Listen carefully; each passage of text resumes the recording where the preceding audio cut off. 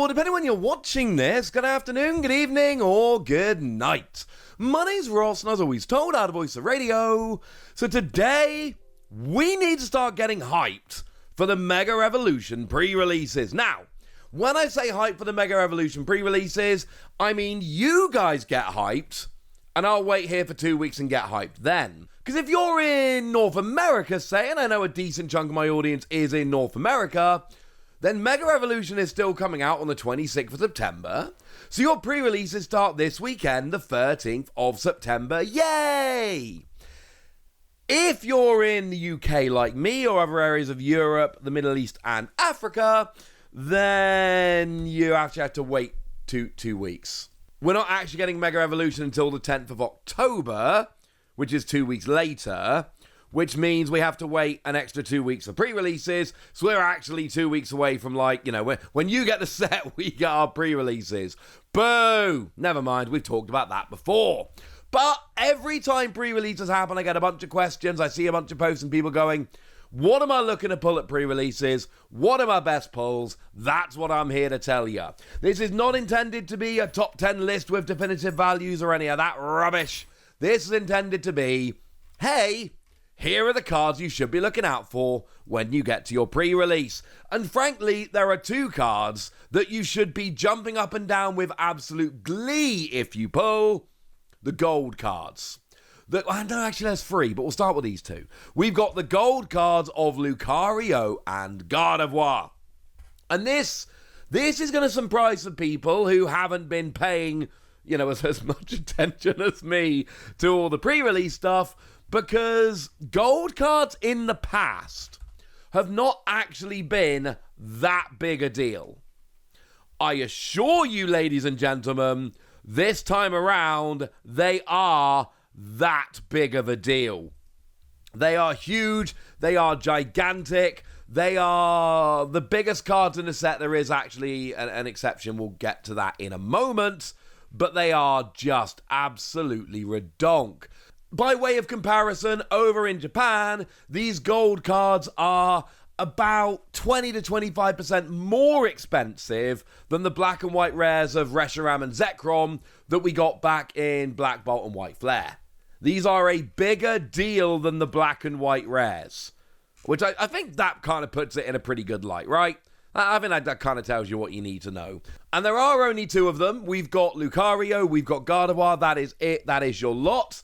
Because in Japan, the set was split into two. There was the Gardevoir set and the Lucario set, and you got one in each, and that actually kind of made a lot of sense. But essentially, these are the two big ones. Now, obviously, they're all in one set for us.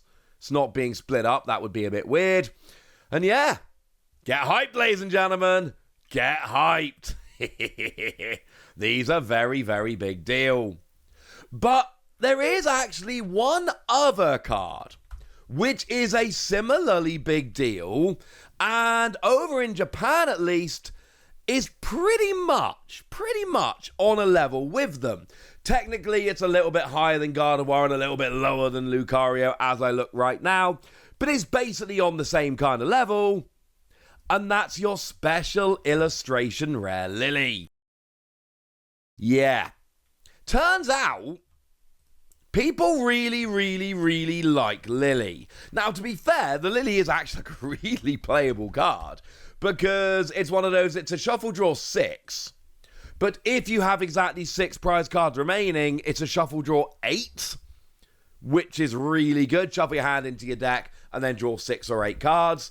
So basically sitting there until you're ready to take a prize and using this as a shuffle draw 8 until that moment. Really good card, really impactful card.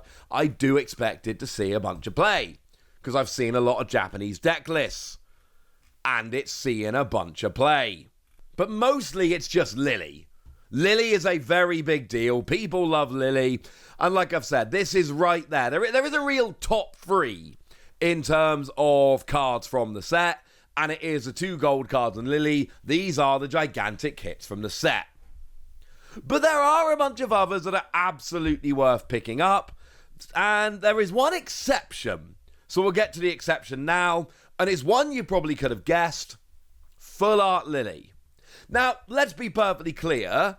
Full Art Lillie is pretty much exactly a quarter of Special Illustration Rare Lillie or the gold cards. Pretty much 25% of them. It's like 13,000 yen compared to like 52. It really is like pretty much dead on 25%.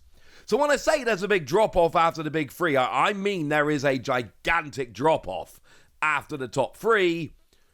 But that doesn't mean it's not a very cool card people are going to want to pull. It's still Lillie at the end of the day. Does the same thing the other one does.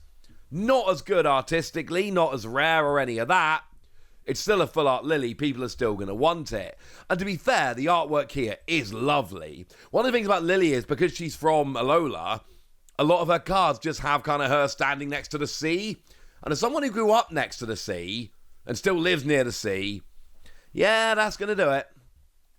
But what about other special illustration rares? What are the other big special illustration rares? Well, I can show you the English scan here of Gardevoir. Now, we've got the big three. They are the exception, okay? They are the big uns. Outside of that, Gardevoir's the one. Gardevoir actually comes in a smidge high, a tiny bit higher, like 10% higher than the full art Lillie I showed you a minute ago. If you really want a top five, and like I've said, it's not the best idea to try and do a top five here like that. But if you want the top five, it is Gold Lucario, Special Illustration Rare Lillie, Gold Gardevoir. That's 1, 2, and 3. And then Gold Gardevoir 4 and Full Art Lillie 5. That is essentially your top five if we go by Japanese prices, which we know does not always perfectly translate when we get over here. But it's a good start. It's a good place to roll from. And this is just... it's Gardevoir. And there's two things going on. Firstly, people love Gardevoir. Secondly, Gardevoir EX remains a good deck into the Mega Evolution format. We've seen enough from Japan to know that Gardevoir is going to remain good when we get to Mega Evolution. Yes, it's playing Gardevoir the Mega. Of course it is. Because it's got an attack for a single energy that does 50 damage for each psychic energy attached to all of your Pokemon. And Gardevoir EX lets you accelerate as much energy as you like. The combination there just kind of makes itself. That's a pretty big deal. What other special illustration rares are worth getting excited about? Well, the next two we've got here are Ace Roller and Mega Lucario. Now, Ace Roller, playability-wise, it's fine. Like, it's going to pop up here and there. It's probably not going to end up being the best card around or anything like that. But it's still a cool card. Still expect to see it popping up in some decks here and there. Basically, you can only play it if your opponent's got 2 or fewer prize cards remaining. But, yeah, you get to choose one of your Pokemon. And during your opponent's next turn, it doesn't take any damage or effects from EX Pokemon. Potentially a phenomenal card. But much more limited in use than something like a Lillie. Still a cool card. As for Lucario, firstly, Lucario is nominally the best Mega on its own from Mega Evolution. Gardevoir fits into the existing Gardevoir deck. Lucario very much does make a deck on its own. But also, look at the artwork. The thing about this is, yes, it is a Mega Lucario card, but it's got the other Megas on there. It's got Mega Kangaskhan, it's got Mega Moral, Mega Venusaur, Mega Abomasnow, Mega Manectric, Mega Latias. You can play Spot the Mega by looking at the card, and that's going to make a lot of people like it. The card art that features a bunch of other Megas always ends up being just that little bit more popular. It doesn't Megas, any other Pokemon. They always end up being a little bit more popular, so expect this to be another pretty big card. And then there is another kind of notable drop-off, and at that point, it's just kind of most of the other special illustration rares. Mega Venusaur is pretty good. And then the other one is Mega Latias, which is a Kiragawa artwork, so this is the one that I must have. But then after that, we are dropping off quite considerably. Essentially, if it's a special illustration rare I've not yet named, it doesn't mean it's a bad card. It means we're not expecting the value to be that high. The Mega Absol with a phenomenal Mitsuhiro Arita artwork is a beautiful card. Love the card. but I don't expect it to be particularly expensive, judging on what we've seen over in Japan. Yes, of course it could be different over here, but the information we've got at the moment would suggest maybe it's not gonna be. Sorry about that.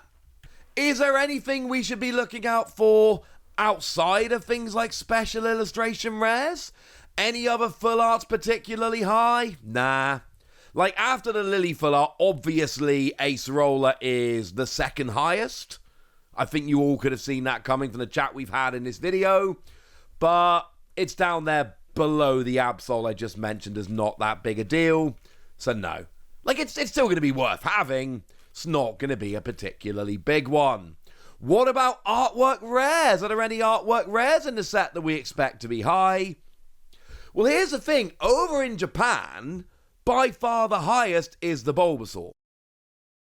The Bulbasaur is far and away, by quite a big margin, the biggest of the illustration rares. It's like a third higher than Ivysaur at number 2, and nearly 3 times as much as anything else. Remember, the Bulbasaur, the Ivysaur, and the Venusaur, they make connecting artwork. People always really like the ones that connect. So they're kind of, all of them get raised up because they connect. So even though Mega Venusaur isn't one of the biggest illustration rares in terms of value, Bulbasaur and Ivysaur are because of the connection. But remember, the enhanced booster box for us does come with a stamped Bulbasaur, and that was a lot easier to order than the Journey Together enhanced booster box, for instance. So I'm not expecting the Bulbasaur to be that expensive.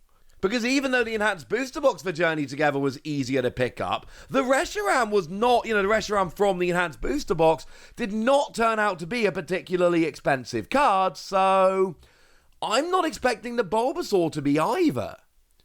And it's going to bring down the price of the one in the set. So, nominally, I think probably the Ivysaur should be number 1, but I'm not expecting any of them to be that high, honestly. There is a chance that the Riolu would actually jump up because of the playability factor with Lucario. It's not over in Japan, but that's something that could have happened over here. Except that's an Elite Trainer Box promo. So I wouldn't expect that to be happening either. No, ladies and gentlemen, I'm afraid it's just not a big set for illustration rares. Which is interesting because every set, some random illustration rare gets picked by the community and just massively jacked up in price. Maybe it'll happen again, but there isn't a good candidate for it to happen here. So that's what you need to know then. Those are the big cards from pre-releases. It really is the gold cards and the Lillie that are absolutely huge, but there are a bunch of other cards I've mentioned here which are worth picking up as well. So there we go. That's what you need to know. And now it's over to you guys. Tell me what your cards you're looking for from the pre-releases are. Tell me anything you want to tell me in the comment section. Go nuts! Be nice. And then make sure you like this video, subscribe to this channel, follow me on Twitter at @TheWasi. That's where we talk about Pokemon and a whole bunch of other card games. And please do consider checking out patreon.com/PTCGradio, where you can support the channel, get some bonus podcasts, join a Discord, and all kinds of fun things. And get shout-outs on the channel like the lovely Nick Gleason, who's been a supporter of ours for a while now and seems to be a very lovely person. So shout out to them for the support and the loveliness. But by far the most important thing as always, look after yourselves till next time, would ya? Thank you very much for watching. My name's Ross, and you've been watching PTCG Radio.